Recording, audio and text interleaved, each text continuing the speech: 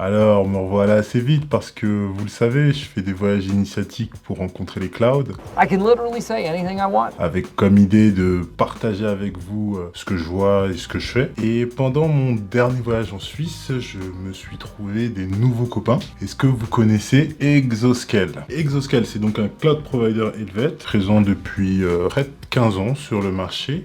Comme la plupart, ils ont commencé avec un petit set de VM de type small, medium, XL, huge, méga, titan. Pour être complet, en fait, il faut avoir plus que des VM. Et donc, au fil du temps, ils ont rapidement d'ailleurs ajouté un object storage dans leur catalogue. Ils ont un Kubernetes as a Service, du DNS, du DBAS et plus encore, même du GPU d'ailleurs. Ils sont donc adéquats avec la plupart des consommateurs. Mais la question à 1 nanodollar qui reviendra toujours. Pourquoi Exoscale plutôt qu'AWS? Pourquoi Exoscale plutôt que Azure? Pourquoi Exoscale plutôt que Google? Comme je dis souvent, dans un business, clients et fournisseurs, ils doivent s'aligner. Et par exemple, une chose simple, le support. Est-ce que vous préférez naviguer dans un clicodrome, parler à des cyborgs, ou est-ce que vous préférez décrocher votre téléphone et parler directement en français? Je crois que la question elle est vite répondue. Est-ce que tu préfères payer un plan de support à 100 euros, ou est-ce que tu préfères payer 10% de ton budget, puis 7%, puis 5%, puis 3% quand tu vas payer plus de 250K euros? Je crois que la question est vite répondue. L'Agapa Exoscale correspond finalement à 80% des usages du cloud, avec une jolie empreinte en Europe centrale et en Europe de l'Est. Je suis donc parti à la rencontre à Lausanne, et bon, comme je suis pas Barack Obama, j'ai pas pu visiter leur data center, mais, ils m'ont quand même fait visiter leur petit laboratoire, là où ils confectionnent leurs petites machines, ou même leurs grosses machines, et ils m'ont permis de voir leur machine type pour faire de l'object storage. Donc, si vous voulez savoir à quoi ressemble une machine de type object storage, avec plein de disques, des pétas, eh ben la voici. Alors là, on est dans le lab Exoscale.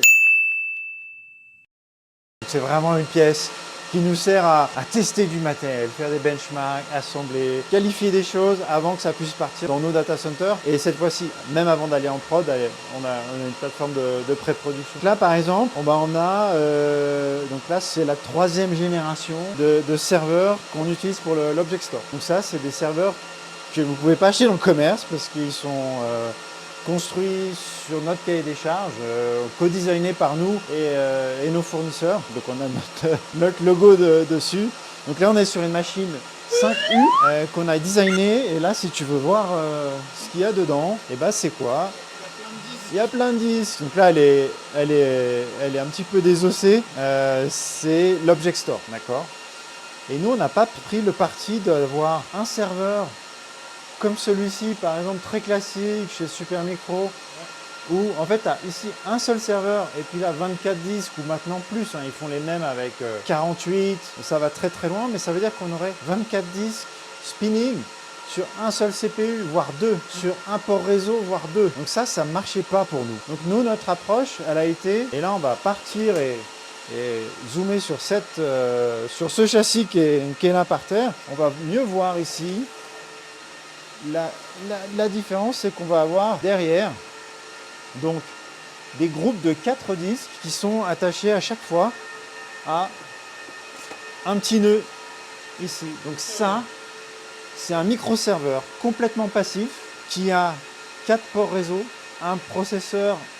Ici, on est sur de l'Intel Atom, donc qui consomme très très peu, 6 watts. Un port réseau, donc l'idée c'est d'avoir un ratio 1 pour 1 entre le réseau, un corps, un disque. Donc ça, mon objet qui est ici stocké, quand il est appelé par le browser, et ben on essaye d'être à la vitesse du wire, d'accord. Et donc il y a ça, et aussi donc à chaque fois un objet, il va être stocké sur une machine, sur une machine dans le même rack et sur un autre rack. Donc on a toujours 3 copies d'un objet par notre. Okay. Voilà. Basiquement, là sur ce genre de machine ici, j'ai un CPU par disque. C'est le ratio. Au lieu d'avoir peut-être ici 16 corps et puis un bottleneck. Sur un super micro comme ça, on va entasser des AMD, Ouais. 2 AMD pour avoir plein de CPU mais qui vont se partager la tâche. Alors que ici on a un matériel dédié pour un matériel dédié. Pour un disque dur, ça a plein de buckets. Mais ouais, clairement, mais low cost quand même, parce qu'ici on utilise des câbles, pas un backplane, on a très peu de ventilateurs, des gros ventilateurs qui viennent refroidir toute la machine. On a uniquement 2 alimentations qui sont calculées au plus juste, donc ils travaillent au maximum de leur efficacité pour avoir des ratios de 90% d'efficience énergétique. Donc, parce que ici sur l'object storage, voilà, les coûts c'est le nerf de la guerre. Il faut être très vigilant de ces aspects-là. Voilà, un petit preview de. On n'est pas Amazon, mais on fait du métal. Sur mesure. Lorsque j'étais parmi eux, ça faisait un petit bout de temps qu'ils avaient sorti leur block storage version 2. Et j'ai eu la chance d'interviewer Loïc, qui a été impliqué dans son élaboration depuis le début. Mais avant ça, mise en contexte. C'est quoi un block storage ? Alors en simple, dans le cloud, on a des machines virtuelles. Et le block storage, c'est le truc qui nous permet de créer des disques durs virtuels. Donc on prend ce service, on lui dit crée-moi un disque dur de 1 giga, 10 giga, 100 giga, 1 Tera, peu importe. Et on aura un disque dur virtuel, et puis on prend ce disque dur et on l'attache à notre machine virtuelle, et puis c'est comme dans la réalité. Voilà, c'est pas très compliqué. En plus compliqué, tu as des serveurs spécialisés sur lesquels on va installer un software pour les mutualiser en un seul service, créer des réplications pour avoir de la durabilité de l'ordre de 99,9,9,9,9,9%. On a des classes de stockage qui permettent d'avoir des limites au niveau IOPS ou des limites au niveau bande passante mégabits par seconde et plus encore. Mais, ne vous inquiétez pas, on va y revenir dans une vidéo complètement dédiée à ce sujet-là. Pour l'instant, passons au block storage d'Exo. De ce que je sais, depuis toujours Exoscale, il y a un block storage chez vous, hein. Bon, c'est un cloud, c'est normal. Il n'y a pas trop de cloud sans block storage. Mais vous aviez une sauce un petit peu différente des autres depuis toujours. C'est juste. Où en fait, on pouvait installer, on prenait une VM et c'était au moment de la création de la VM qu'on devait décider du nombre de gigas qu'on voulait dans le block storage. Et on n'avait pas des volumes qui étaient attachables, détachables à la volée. Ouais, mais cependant. Il y a des avantages. On avait des super perfs. Exactement. Mais vraiment des super perfs. Je me rappelle que quand le dernier State of the Art of Compute que j'avais fait, il y avait pas mal de cloud providers, une vingtaine, 25, quelque chose comme ça. Et en fait, sur la partie performance IOPS et performance aussi bande passante, vous étiez juste intestable par rapport à tout le panel. Et quand je dis tout le panel, dedans, on a Google qui a des très très bonnes perfs au niveau réseau. Mais la différence, c'est que par exemple, Google et beaucoup de cloud providers, ces perfs sont linéaires et colérés avec la taille de la VM. Ouais. Exactement. Alors que chez Exoscale, on pouvait prendre une petite VM et avoir des super performances, prendre une grosse VM, avoir les mêmes super performances, si ce n'est pas plus, parce qu'on a plus de calculs. Ouais. Mais voilà, vous aviez une sauce un peu particulière. Maintenant, c'est vrai que ce que tu mentionnes en termes de pouvoir ajouter un disque à la volée supplémentaire, c'est quelque chose qu'on ne supportait pas de par ce design. Qui implique quelques limitations aussi pour nos clients, qui aiment bien avoir des volumes séparés pour certains usages, qui était compliqué à faire chez nous. Le monde Kubernetes a aussi changé la donne, puisque faire du local storage dans un cluster cube, c'est possible, mais il faut être joueur. Et puis il faut vraiment bien connaître son business. Donc c'est pas vraiment pour les néophytes. Et c'est clair que le marché aussi dit que un CSI et pouvoir monter des volumes à la demande automatiquement, c'est un must-to-have aussi du côté cube. Ce qui nous a fait aussi amener à faire évoluer notre offre dans ce contexte avec un bloc qui est basé sur du réseau, comme le font aussi nos fournisseurs. Ça veut dire qu'on ne sort pas de la stratégie avec les routes volume qui sont en local, c'est quelque chose qui va toujours rester, donc tu pourras toujours avoir des perfs si tu veux les avoir dans une configuration souhaitée. si ça reste en local. Et puis les volumes où tu veux un peu plus de dynamisme, tu pourras avoir des volumes plus gros à la volée, de manière dynamique, qu'on va supporter. Vous l'avez compris, le block storage V1 d'Exoscale avait une configuration un peu exceptionnelle. C'était similaire à des disques locaux, mais toujours en block storage. Ça leur donnait des perfs de dingue, mais avec le désavantage de ne pas permettre d'avoir des disques flottants. Donc le truc que je vous disais, une VM, un disque, tout ça. Et donc c'est pourquoi leur V2. Maintenant, c'est vrai que ce que tu mentionnes en termes de pouvoir ajouter un disque à la volée supplémentaire, c'est quelque chose qu'on ne supportait pas de par ce design, qui implique quelques limitations aussi pour nos clients, qui aiment bien avoir des volumes séparés pour certains usages, qui était compliqué à faire chez nous. Le monde Kubernetes a aussi changé la donne, puisque faire du local storage dans un cluster cube, c'est possible, mais il faut être joueur. Et puis il faut vraiment bien connaître son business. Donc c'est pas vraiment pour les néophytes. Et c'est clair que le marché aussi dit que un CSI et pouvoir monter des volumes à la demande automatiquement, c'est un must-to-have aussi du côté cube. Ce qui nous a fait aussi amener à faire évoluer notre offre dans ce contexte avec un bloc qui est basé sur du réseau, comme le font aussi nos fournisseurs. Ça veut dire qu'on ne sort pas de la stratégie avec les roues de volume qui sont en local, c'est quelque chose qui va toujours rester, donc tu pourras toujours avoir des perfs si tu veux les avoir dans une configuration souhaitée, si ça reste en local. Et puis les volumes où tu veux un peu plus de dynamisme, tu pourras avoir des volumes plus gros à la volée, de manière dynamique, qu'on va supporter. Ce qu'il y a à comprendre, c'est que Exoscale garde son block storage local à 200 kIOPS, mais propose maintenant un block storage, disons, classique, avec des disques durs flottants. Et en fait, les deux sont complémentaires. L'un propose du high performance. Oh my god, it's like amazing, you know. L'autre propose de la flexibilité, mais in fine, les deux sont durables. Autre point abordé, comment c'est fait niveau software pour mutualiser? Je sais que beaucoup de clouds utilisent Ceph. D'ailleurs, c'est un point qu'on va aussi aborder dans une autre vidéo. Mais chez Exoscale, basiquement, pour arriver à faire un système de block storage comme celui que vous avez fait, j'imagine que vous utilisez Ceph en tant que software. Alors, vous avez fait une petite tambouille à la cuisine? Non, on a fait une petite tambouille maison, parce que de temps en temps, on aime bien faire la spécialité du chef. Yes.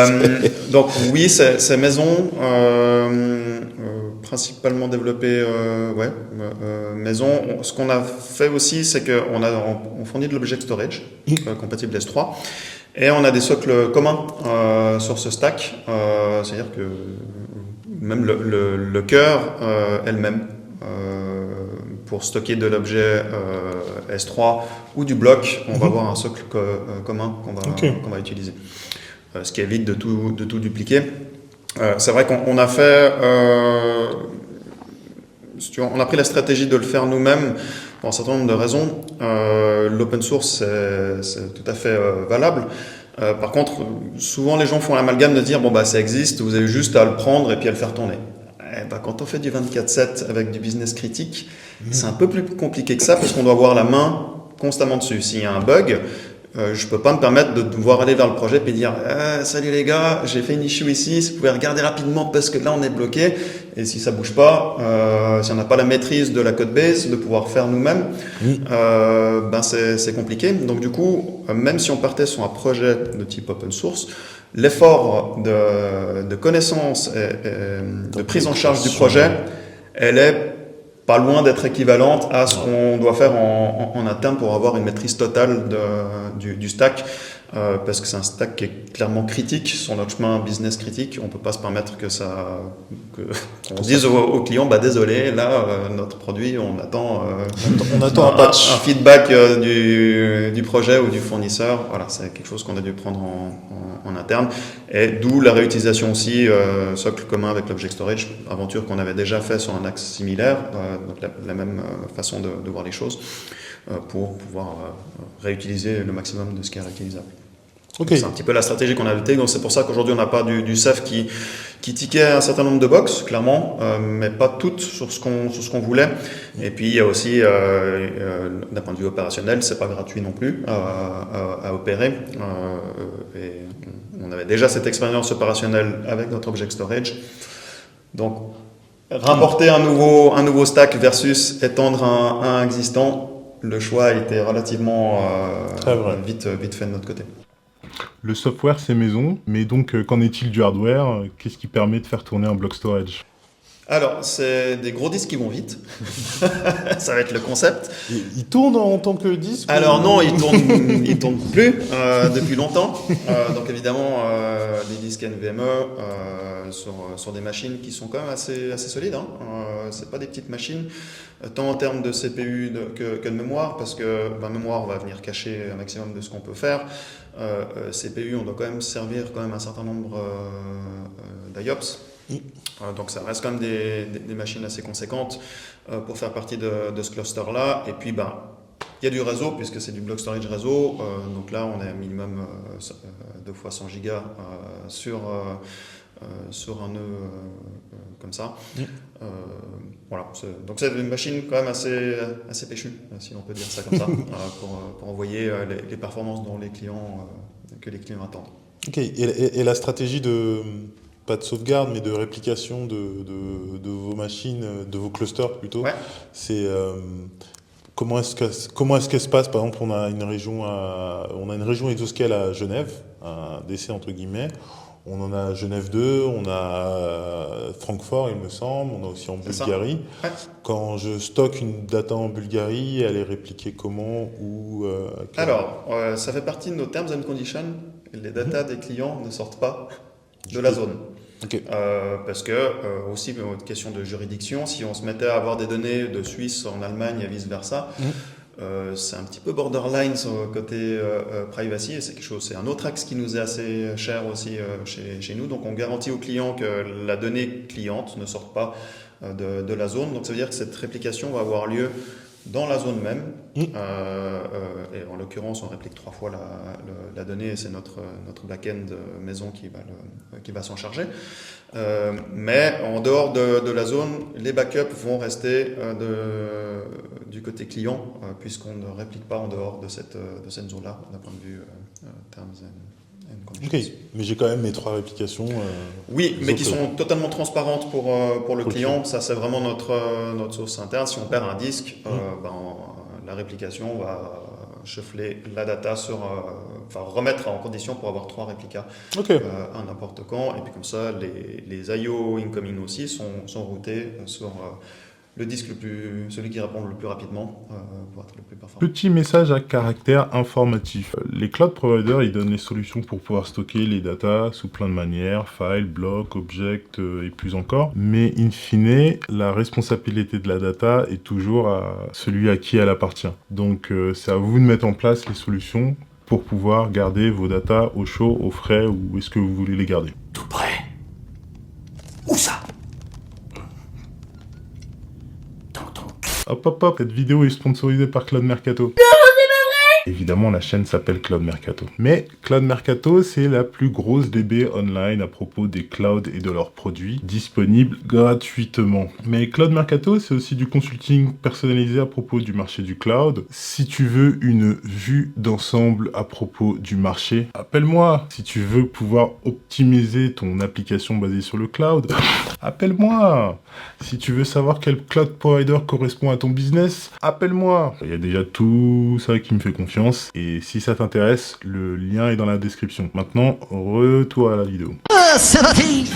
Exoscale, c'est un cloud qui a un peu plus de 10 ans, créé en 2011 par Pierre-Yves Richard et Antoine Costier. C'est d'abord un acteur suisse proche d'un DigitalOcean aux US, ou peut-être aussi d'un UpCloud en Finlande. Et ils ont évolué rapidement vers cette ambition de vouloir être un acteur européen. Et ce, grâce à des premières levées de fonds chez Swisscom. Pour ceux qui ne savent pas, Swisscom, c'est l'équivalent de Orange France Télécom en France. Et en 2016, Exoscale, c'est 2 décès en Suisse, un compute, un object storage, et puis intervient le rachat par A1 Digital. A1 Digital, c'est un mastodonte autrichien de la télécommunication, et contrairement à beaucoup de rachats dans une grosse boîte qui achète une plus petite entreprise, ici on n'est pas sur une assimilation parce que cette acquisition, elle a donné les moyens à Exoscale de pouvoir poursuivre ses ambitions continentales. Et puis en 2023, Exoscale, c'est 7 data centers en Suisse, en Autriche, en Bulgarie, en Allemagne. Et en 2024, c'est Anthony qui se ramène dans leurs locaux et qui rencontre Bruno, leur CTO. Et Bruno, il a été témoin d'Exoscale depuis quasiment le début. Et donc j'ai évoqué avec lui et Antoine un peu l'historique de la compagnie. Basiquement, si je dois comprendre Exoscale en quelques lignes, on a une entreprise créée à peu près dans les débuts de la grande vague du cloud. D'ailleurs, pendant que les hyperscalers étaient en train de se casser la gueule avec des plateformes as a service, à ce moment-là, il me semble. On est passé par là aussi. D'accord. Et donc, vers 2012, vers ces eaux-là, quoi, quelque chose comme ça. Vous faites partie vers proposer les briques de base que tout le monde cherche, c'est-à-dire un IaaS, du compute, du stockage, tout ça connecté en IPv4 public, privé. D'ailleurs, vous avez l'IPv6 maintenant ? Oui, pas sur toute la gamme de produits, mais sur les instances, sur les EIP. Et puis on est en train de travailler à apporter support sur notre network load balancer notamment. Et IPv6, ça sert vraiment à quelque chose ? C'est un besoin de nos clients. On l'utilise aussi beaucoup à l'interne. Ouais, clairement, oui, ça facilite les choses. Oui. Depuis créer des réseaux en 192. C'est vrai. Et donc, pour en revenir à ça, vous êtes parti donc sur du IaaS, un IaaS assez robuste. Ce IaaS, vous l'avez fait évoluer première génération. Enfin, si on lit un peu les noms des VM, on a les VM tout court, compute, enfin CPU chez vous, RAM, etc. Donc vous aviez la génération 1, excusez-moi, génération 2 qui est peut-être sortie il y a peut-être 7-8 ans ou quelque chose comme ça. Et il n'y a pas longtemps la 3, il me semble, si je ne dis pas de bêtises sur vos générations de VM. Et donc tout ça vous donne un IaaS assez robuste. Vous y avez rajouté l'object storage il y a peut-être... 2014, je crois. Ouais, c'est ça. Donc c'était plutôt assez tôt ouais. Dans la gamme des tier 2. Voilà, dans votre pool de cloud provider, ouais. C'est vrai qu'à ce moment-là, il n'y avait pas grand monde. On était plutôt avant-gardiste parce qu'on avait fait un choix. Si on devait faire du bloc storage réseau ou du stockage objet, nous on était en vision pure cloud, pure développeur, drivé par les gens qui ont construit Exoscale. Donc, quel serait le produit que nous on voudrait consommer en tant que développeur d'une application. Et oui, on veut du calcul qui soit performant et pas trop cher. Et puis on voulait un stockage objet qui soit lui aussi performant, pas du stockage objet juste pour de l'archivage ou du backup, quelque chose vraiment sur lequel on puisse faire pointer une application et avoir l'ensemble du spectre de l'API S3, donc avec les métadonnées, avec les ACL, avec le Corse, qu'est-ce qu'on a tout quoi, quasiment. Le lock, etc. Le lock, maintenant, on a l'immutabilité. Ce qu'on n'a pas, on n'a pas CloudFront, on n'a pas BitTorrent et on n'a pas Glacier. Je crois que BitTorrent, ils l'ont abandonné, il me semble. je crois. J'ai un petit software pour lister les features et retourner si ça me retourne à 422 not implemented. Okay. Et la plupart des cloud providers ne l'ont pas. Et il me semble que Amazon l'a jarté. Parce que personne ne devait l'utiliser, en fait, je crois. Mettre un fichier S3 sur les torrents, c'est un peu farfelu sur la base. Je me dis qu'il y a des gens qui peut-être veulent rentrer dedans, mais c'est un peu farfelu. Il y a eu une vague. Bon, et puis Amazon se distancie aussi de certaines décisions qui ont été prises au début. Maintenant, un bucket qui arrive de nos jours, il n'y a plus d'ACL, il est privé par défaut. Ouais. Il y a des partis pris qui sont différents de ceux qui ont été, C'est clair, oui. qui ont été pris au départ. Ouais, le parti pris de on vous simplifie la vie avec un bucket public au début, ça a fait du mal. Ça a fait beaucoup de mal à beaucoup de gens, en fait, en réalité. C'est vrai que ça montre bien que l'Object Store, c'est pas simplement créer un objet, le récupérer. C'est quand même une couverture d'API qui est très vaste. Ouais. C'est un système qui au départ était eventually consistent et puis maintenant qui est chez Amazon et chez nous qui a la cohérence forte, c'est-à-dire qu'une écriture, une lecture va être garantie de voir toutes les écritures qui ont eu lieu jusqu'au moment où la lecture est faite. Et puis il y a des choses comme le versionning, l'object lock et des fonctionnalités plus avancées qui sont nécessaires pour des besoins entreprises et puis qu'on rajoute au fur et à mesure. Ok. Donc c'est pas fini. Ouais, donc vous avez un Object Store depuis 8-10 ans maintenant, mais votre roadmap, elle est toujours en train d'avancer à vive allure pour rajouter des features dedans. Ouais. Là, on travaille sur la réplication, donc le fait d'avoir des écritures sur un bucket qui sont répliquées sur un bucket qui pourrait être dans une autre zone. Sur la notion de bucket policy. Et puis. D'ailleurs, vous avez déjà un IAM aussi chez Exoscale pour pouvoir gérer les droits et les permissions et les autorisations dans les différents services à différents utilisateurs. Ça peut sembler rien, mais en fait, quand on n'a pas d'IAM, on est souvent un cloud single tenant, où toute une entreprise va partager un tenant et un mot de passe pour tout le monde. Ouais. C'est pas super. Ensuite, si on veut installer du multifacteur authentification, ce n'est pas possible si on a plein de gens, par défaut. Et donc, vous avez mis le IAM, et une fois qu'on a un IAM, en fait, il faut le brancher notamment avec S3, vu que c'est déjà standardisé, il faut le brancher à pas mal de trucs, faire pas mal de choses. Ouais. Donc, en fait, de l'extérieur, on peut croire que la roadmap consiste à donner des super features aux utilisateurs, mais vous, de votre côté, il y a plein de choses que vous devez faire pour être juste compatible, en fait. Oui, le travail autour d'IAM, il est effectivement très important. Il ne faut pas que quand on rajoute un produit, en fait, on crée un moyen de détourner l'IAM. Ça doit être là dès le début. L'intégration à nos systèmes de mesure d'usage et de facturation, c'en est un aussi, beaucoup plus interne, mais qui fait partie des chantiers qu'on doit mener quand on crée des produits. Ouais. Ok. J'avais entendu un truc il y a longtemps chez Amazon, c'est que, je crois que je l'avais entendu il y a 5-6 ans, ils n'étaient pas capables de mesurer en temps réel l'usage de S3. L'usage réel de je te donne une facture le soir de ce que tu as consommé dans la journée. C'était vraiment une tannée pour eux de le faire. Et vous, j'imagine que vu que vous avez créé une solution perso, je pense qu'en fait, vous avez toutes les features que vous, en back-end, vous avez besoin pour gérer la facturation, l'utilisation et limite le CO2. Alors le CO2 c'est en cours, mais oui, on a besoin d'une visibilité à tout moment de quelle est la taille allouée au sein d'un bucket. Donc yes. On a organisé notre système autour de ça. Okay. Et c'est vrai que S3 c'est un domaine où il y a une volumétrie qui peut être particulièrement élevée au niveau des requêtes. Donc nous on s'est affranchi d'un problème que Amazon a, qui est la facturation des requêtes. Oui. Donc, nous, on n'a pas cet axe de facturation et c'est un gros axe de simplification pour le client et pour nos systèmes. Oui. On va simplement facturer sur la base du stockage alloué dans un bucket.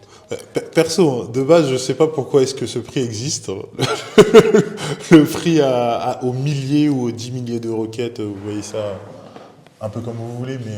nous, on sait pourquoi. Ouais, c'est quand même une manière d'orienter les usages et puis de décourager les workloads qui pourraient faire mal ou plus mal que d'autres sur l'infrastructure. C'est vrai, mais en fait, moi, je ne vois pas ça comme un découragement, mais plutôt un encouragement à nuire.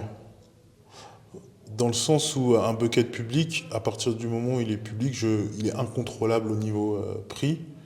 et que si quelqu'un voudrait me nuire, il trouve 2-3 URL et il m'envoie des get et des posts toute la journée pendant un On mois. a entendu et- parler dans la presse récemment d'ailleurs. Oui, voilà, et ça c'est une attaque où AWS, enfin j'ai pas complètement lu le papier d'AWS, mais il disait qu'il faut mettre des préfixes, etc. sur vos buckets pour pas que les gens arrivent à les trouver, arrivent à trouver vos fichiers, etc. C'est une solution, mais c'est du cloud, c'est incontrôlable, et en fait, que le trafic soit facturé, ok, mais en fait la requête, ça rend la chose encore plus dangereuse, en fait, je trouve. Tu vois. Ouais, ça reste quelque chose qui a un coût d'infrastructure enfin, un coût réel, hein, parce que pour absorber des requêtes, il faut de la capacité. C'est vrai. Ouais, d'un point de vue provider, c'est très vrai. Donc le fait de le déporter sur le client, c'est aussi quelque chose qui s'entend. Maintenant, nous, on arrive à fonctionner comme ça, et tant que ça tient, on va rester comme ça. C'est très vrai qu'il faut prendre le point de vue d'un cloud provider et se dire que lui, il met une infra avec X load balancer et X machin Et oui, pour arriver avec les autres requêtes. pour arriver avec les autres requêtes. On Mais, va pas fonctionner. mais le consommateur lambda, son problème, c'est qu'il découvre à la première facture qu'il y a un plus haut trafic.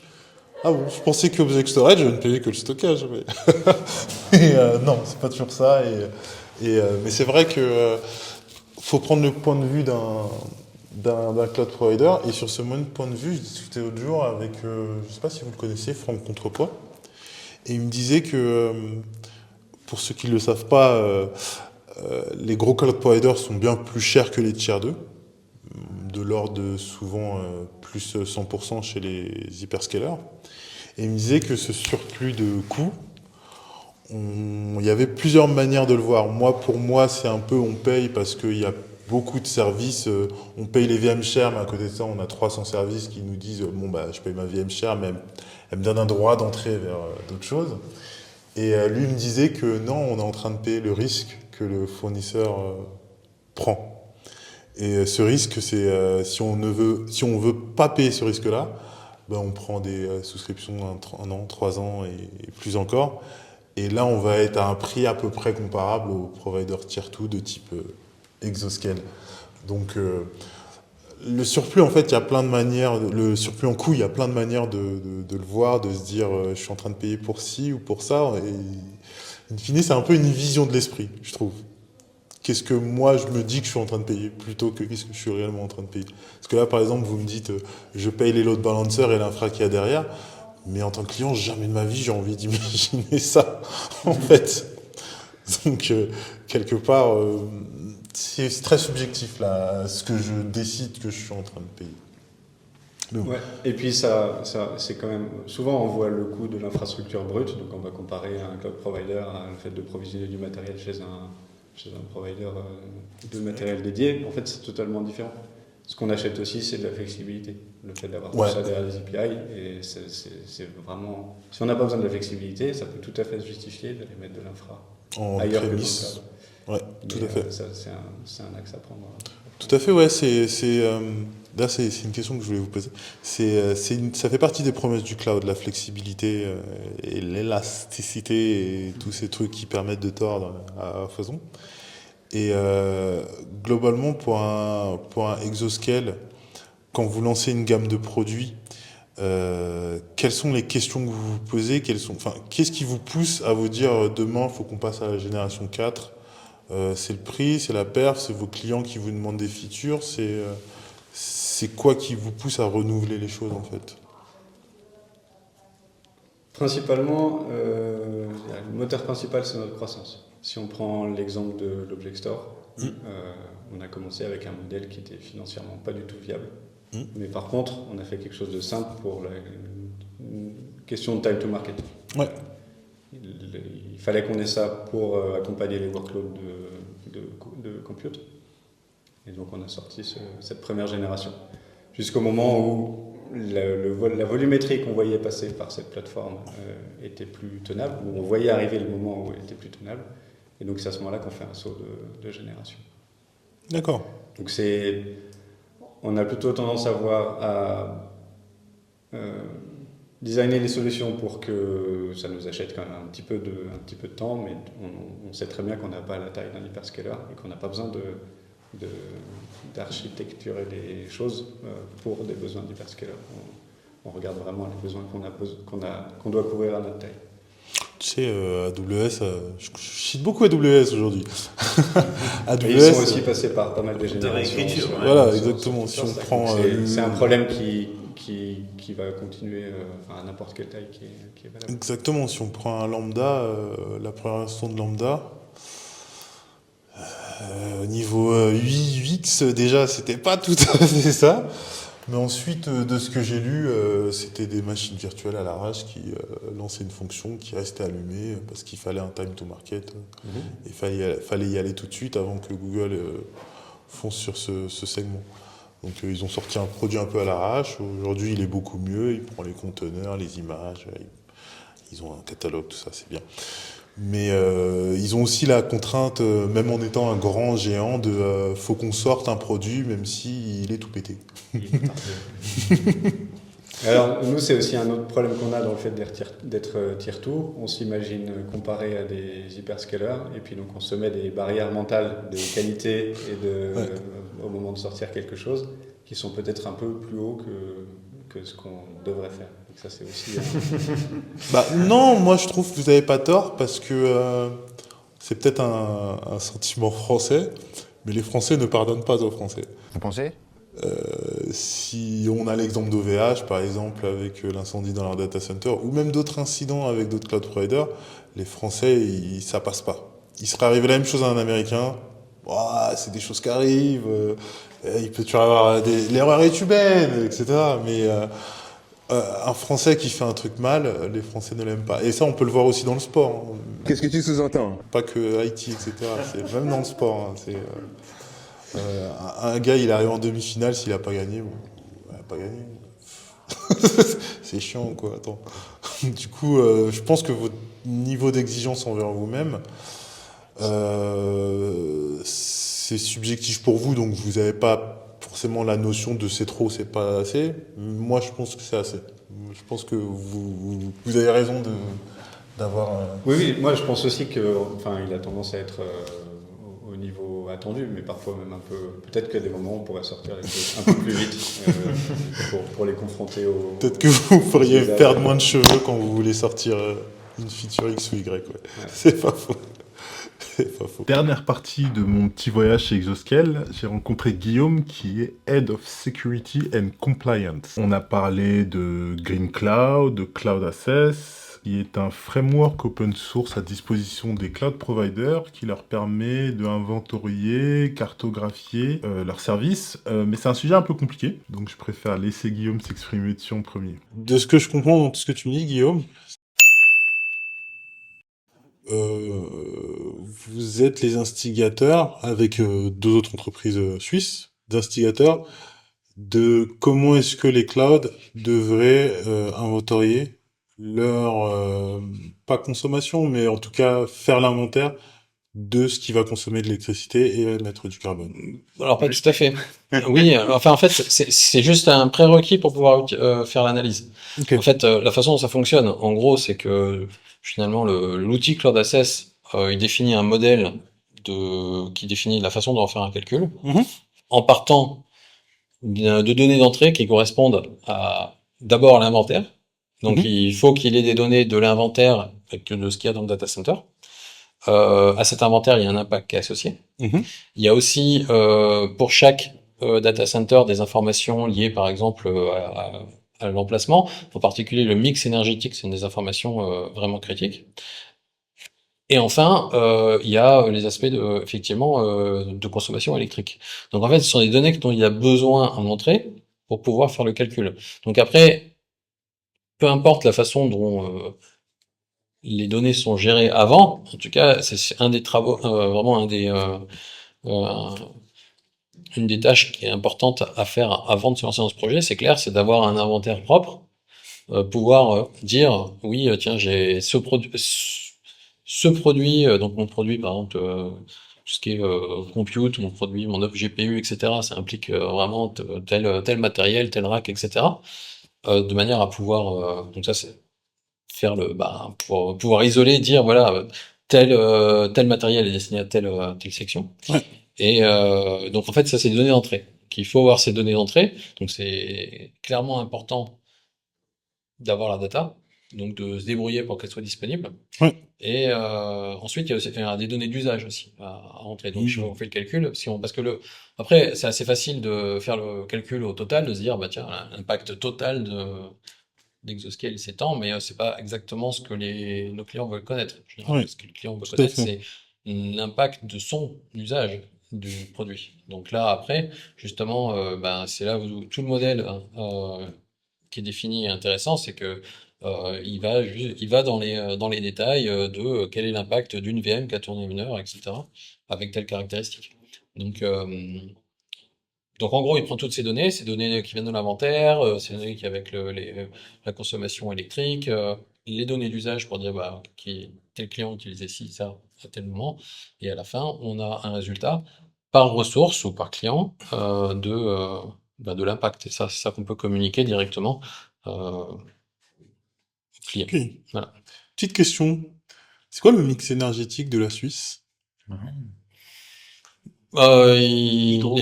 Ouais, bah, il y a du Hydro-nucléaire. ouais, hydronucléaire, ça va être les pieds du gaz pour compléter, mais il est plutôt bon. Plutôt très bon. Ouais. Oui, C'est sachant ça. qu'en plus j'avais vu que vous aviez des énormes bassins de rétention que vous mettez dans les cratères dans la montagne. Ouais, c'est ça. Puis ça sert de batterie en fait. C'est ça. Exactement. Et c'est repomper la Dès- nuit.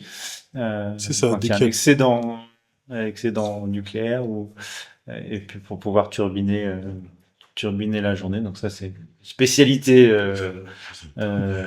suisse, de la Suisse. alpine. Ouais, c'est clair. Avec ses Et je cratères. regardais encore ce matin Electricity Map, qui est une des sources un peu autoritaires sur le domaine. On est à 50 grammes équivalent de carbone là par Ok. Ah ouais, ce qui est plutôt bas dans la moyenne Ouais, ouais, européenne, où on a des pays qui sont à plusieurs centaines. Ouais, clairement. Comme on est présent en Autriche, c'est un deuxième pays où la part d'hydro et d'éolien est assez importante, mais l'impact est un petit peu plus élevé. On est sur les 150 grammes, ce qui reste toujours une bonne note. Par contre, notre empreinte en Allemagne est, malgré nous, pas si bonne. Et Bah, puis après, on va avoir des pays comme la Pologne ou d'autres. bah, la particularité de l'Allemagne, en fait, c'est que l'empreinte, elle varie beaucoup en fonction ben, Du moment. de la pluie et du beau temps, justement. S'il y a du vent et du soleil, en fait, l'Allemagne peut être très green. Puis si Ok. on n'a pas, ça peut être très pas green du tout. Ok. Mais ça passe en noir, le camembert. C'est ça. Voilà. Et puis, ouais, dans les mauvais élèves, on n'a pas de data center là-bas. La Pologne, tout ça, c'est des pays où ils utilisent principalement du charbon. Et ouais, c'est pas super. Ok. Et du coup, pour mettre en place tout ce cloud access, tous ces process dont tu viens de me parler, vous, à la base, vous êtes parti du niveau 0,5, où vous aviez déjà 2-3 équipements qui pouvaient vous aider, mais vous aviez pas tout ce qui est marqué donc dans ce qu'on vous demande. Ça a été quoi les premières étapes une fois que vous vous êtes dit, bon, il faut qu'on mesure? Par rapport à quoi? Par rapport à l'inventaire du matériel ou... Oui, déjà par rapport à... Est-ce que vous aviez déjà un inventaire clair qui vous permettait d'établir des chiffres pour les calculs plus tard, ou vraiment Pas- vous avez dû Bon, en gros, retravailler là-dessus? ça reste notre métier ouais, de gérer du matériel, donc on Ouais. n'était pas complètement démunis à ce niveau-là. On avait quand même une base d'inventaire qui était plutôt correcte. Ouais. Après, un des challenges, ça a été effectivement, on m'a posé des questions que j'avais pas forcément dans l'inventaire. Par exemple, sur les CPU. Ouais. Ouais, voilà, c'est ça. C'est pour estimer l'impact d'un CPU actuellement. Étant donné qu'il y a très peu d'informations qui viennent des constructeurs, etc., enfin, ils partent d'un côté du type de la génération en fait du processus de fabrication. Donc, Nanomètre. ouais, exactement. Et puis de l'autre, ça va être la taille du die, ce qu'on appelle, enfin, je sais pas comment on dit en français, mais la die size. Donc, c'est la taille de la puce en fait, vraiment physiquement. L'idée pour le fournisseur, c'est d'avoir la méthodologie pour pouvoir inventorier et cartographier son environnement. et aussi pour le consommateur d'avoir les datas qui remontent à propos de son usage à lui. Mais concrètement, tout ça, ça se met en place comment? Euh, d'une génération à l'autre, parfois tout d'un coup la nouvelle génération elle est plus grande, et puis parfois le nouveau finalement il est plus petit, mais et puis ça doit être mis en relation avec le niveau de technologie. Bon, mais bon, de manière générale, plus il est grand, plus ça a un impact. Mais c'est peu communiqué aussi. C'est ça. C'est-à-dire que, en plus, c'est caché. C'est-à-dire que souvent, un processeur, quand on l'achète, il y a un packaging déjà, Ouais, il y a qui est une une plaque par-dessus, qui est par-dessus. Donc, il ne suffit pas juste de mesurer ça. Donc C'est un très bon point. c'est C'est pas dans l'expec sheet. Non. Et du coup, c'est vrai qu'après, nous, notre consultant qui va faire le calcul, qui va nous donner l'impact de tel ou tel processeur, nous dit bon, il me faut la die size. Je dis oui, je la connais pas. Alors bon, on essaie de se renseigner. Parfois, la meilleure source d'information, c'était quelqu'un qui a été posté une photo sur Twitter parce qu'il a passé le processeur au rayon X, quoi. Enfin, voilà. Donc, Là, typiquement le truc, ouais. ouais. Donc, vous avez lutté donc pour avoir, enfin lutté, comme tu me disais, vous avez déjà une bonne partie, puisque c'est vrai qu'en tant que cloud provider, c'est votre travail d'acheter du matos, de le mutualiser pour le revendre derrière. Et donc, une fois que vous connaissiez votre matos, vous saviez tel disque dur attend, quel processeur attend, etc. L'étape d'après, c'est celle d'appliquer les calculs à ce que vous avez maintenant? Ou En fait, le plus gros challenge, après, une fois qu'on a l'outil, qu'on a les données pour faire qu'on sait comment faire le calcul, qu'on a les données d'inventaire, etc. Il y a l'outil Cloud Assist pour faire le calcul.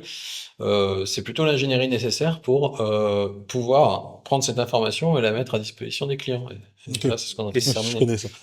Et ce, de façon continue. Voilà. Ouais. Parce que contrairement aux autres providers, là, on part sur une démarche on n'a pas juste fait une calculette.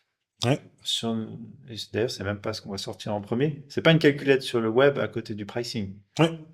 On va sortir tous les mois une donnée qu'on va potentiellement certifier, qui est de dire votre facture avec votre prix et tout cet usage, ça, c'est le détail aussi de l'impact. Et donc là, on est sur vraiment quelque chose, une métrique comptable. Qui est complètement différent. Donc ça, il nous faut, nous, avoir quelque chose qui soit aussi fiable que notre process de facturation. Parce qu'une fois qu'on va l'avoir donné une fois, les gens vont dépendre de ça. Et c'est aussi en anticipation de la loi CSRD qui vraiment rentre en application en 2025, rétrospectivement pour les grosses entreprises sur l'année 2024. Sigle compliqué pour désigner une directive compliquée à propos de la publication d'informations en matière de durabilité pour donc les entreprises européennes. Ce rapport de durabilité, il est basé sur 3 principes. Il y a l'environnement, le social et la gouvernance. C'est pour aider l'environnement, bien sûr, mais c'est une loi qui vient plutôt du monde de la finance. Ok. De par les banques d'investissement qui veulent, de façon éthique, de pouvoir dire, parce que si j'investis sur un fonds X versus Y, on me donne aujourd'hui des valeurs de ESG, mais qui sont inauditables, pas calculées de la même façon, etc. Donc, ils ont vraiment poussé pour que cette loi soit mise en place. Donc ça, c'est important de le comprendre, parce que ça va être beaucoup plus un rouleau compresseur et beaucoup plus systématique. Hein. Un comptable, les financiers, c'est risque zéro. Donc demain, que ce soit une entreprise qui va vouloir demander un prêt à sa banque, pour avoir des très bons bilans, etc. Mais si elle ne fournit pas aussi le bilan d'impact, il n'y aura pas de prêt. pour ces raisons. Donc ça, on ne se rend pas encore compte, mais ça va avoir un effet de fond qui va vraiment changer la société. Donc ça ne va pas être sur, ok, est-ce que tu as une bonne note ou une mauvaise note? Non, c'est déjà dans un premier temps, est-ce que tu sais ce que tu as? Exactement. Et donc là, ça va être la course à l'inventaire. Donc il va y avoir les gens qui ont anticipé ça et ceux qui... Et tu penses un Google ou un Azure, il va préférer se prendre des grosses amendes que de le faire? C'est pas eux qui vont se prendre les amendes. Puisque indirectement, c'est une entreprise Qu'est-ce qui doit les... qui utilisent peut-être du Ah, Google dans leur chaîne de valeur, qui va devoir donner une entreprise La preuve. européenne, Ouais. qui va devoir donner ok, mon impact total sur mon produit. Et il se trouve que pour faire ce produit, j'ai besoin de ce sous-traitant-là. Et donc, ils vont devoir, s'il n'y a pas de données, le principe un peu, là tu me corriges, moi je suis beaucoup moins expert, mais en général, dans les ACV, quand il n'y a pas de données fiables, on prend la donnée La plus pessimiste la plus possible. pessimiste possible. Donc en fait, souvent, il y avoir une ascension. Ça envoie un message. Voilà, t'as pas de données, bon bah tu prends la plus mauvaise note. Donc l'année suivante, peut-être que tu vas vouloir aller gratter pour voir si tu peux pas avoir mieux. Vous l'avez compris, on est dans l'Union européenne dans toute sa bienveillance et sa bonté universelle. Je sais même pas si c'est du sarcasme.